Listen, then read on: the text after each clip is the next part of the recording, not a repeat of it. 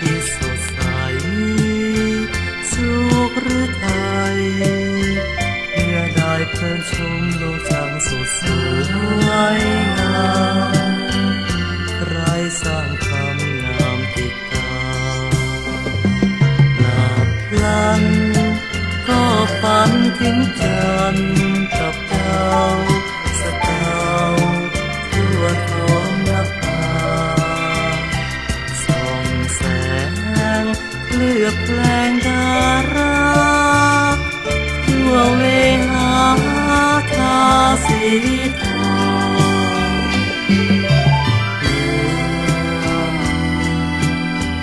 เตือนใจยามเหงาคลายเศร้าเถิดหนาพาฝันไฟเหมือนดังลอยไปในเมืองแห่งฝันมาทุกเวลาพาสุขใจ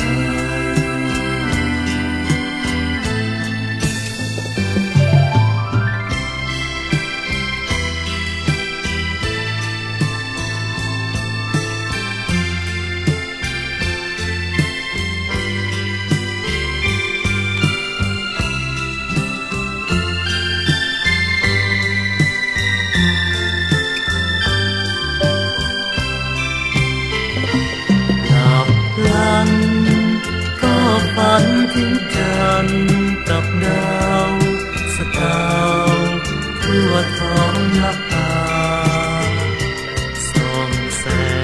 งเคลือบแปลงดาราทั่วเวหาทาสีทอ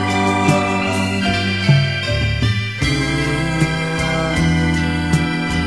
เตือนใจยามเหงาคลายเศร้าเถิดหนา